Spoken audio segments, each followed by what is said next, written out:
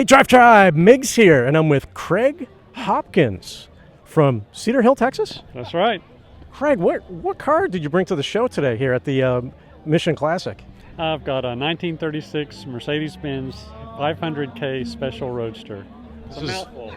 This is an amazing, absolutely amazing car. It's hard to get a chance to speak with you without being interrupted by so many people looking at it. So thank you for taking time today.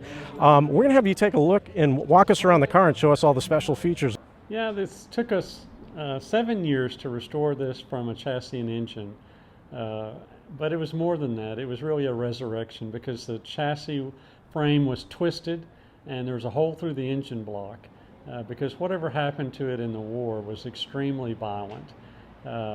We don't really know exactly what happened. It was originally sold to someone in the Netherlands, but the Netherlands was occupied during the war, so it could have been confiscated by the Reich. We don't know. But it ended up in a war zone and was destroyed. So an American serviceman brought it home, never did anything with it, typical car project. And about 20 years later, it went back to Europe, still just a chassis and engine. Sat for another 20 years, and the museum there that was owned by the buyer fabricated a replica body for it, which was, I guess, what you'd call a 20-footer. But they didn't bother to fix the twisted frame. And then they put it in the museum until it closed in 2008. And a few years later, the collection was auctioned off, and I bought it for the original chassis and engine. And at that point, I had already commissioned a body to be fabricated in the style of the Special Roadster because it was the same chassis that was used for this car that was wrecked in the war.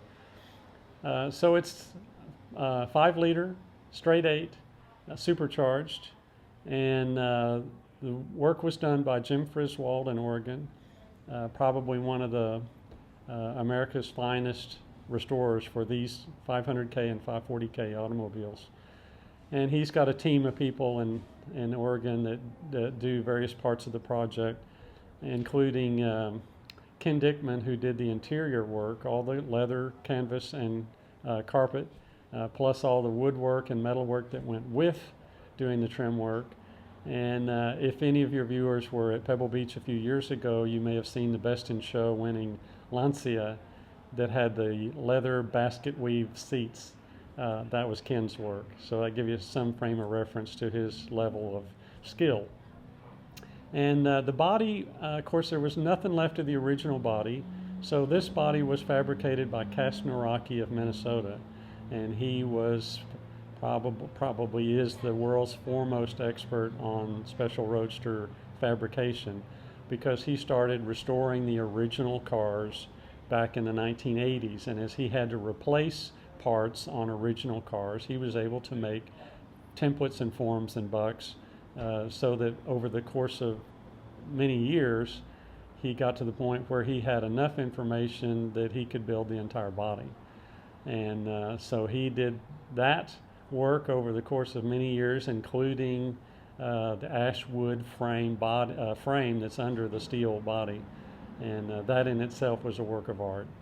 But perhaps the most intricate work on the entire car was the radiator, done by a man named Mike Shopey, also in the Portland, Oregon area. And it's about 10,000 tiny square tubes all welded together and then cut at a certain angle with a bandsaw and a shell around it. So the car has no grill. What you see is the radiator itself. And so that was a very special piece of work for this car, very, very intricate. Mercedes was one of the companies that's kind of like, why have 2 parts when you can have 10? So for example, there are 2 horns inside the hood and there are trumpet horns outside the hood, and the outside horns are activated by a button on the dash. So in this body style called the Special Roadster, it's the second of 3 basic styles of Special Roadster that Mercedes built. And they built about 26 of these in this body style, but most of them had a stack of 2 spare tires on the back. and the top spare would be exposed, and that's probably what viewers have seen pictures of the most.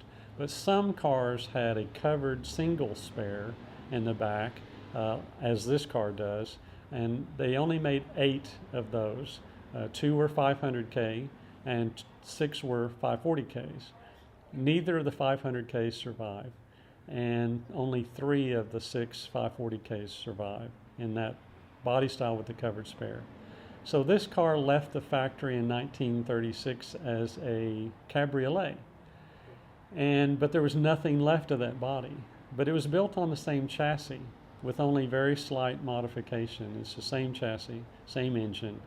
And so given the situation that there was nothing left of the original body, I was in the same position as the original buyer from the Netherlands in 1936 and could choose from any of the body styles to fit this chassis. And I chose the Special Roadster. It just happens that now the Special Roadster is a much more popular style, whereas in the 1930s the Cabriolet was by far the most popular style, mostly because it had 4 seats instead of 2. Above the spare tire is the rumble seat, and of course in Germany I'm told they referred to that as the mother-in-law seat. The car's about 17.5 feet long, which is pretty good size for basically a 2-seater, not counting the tiny rumble seat. Yeah, the hood is that long because the engine is that long, a straight 8. Craig, thank you so much for spending time with us today and allowing us to interview you and showing us your beautiful Mercedes. And we'll see you soon.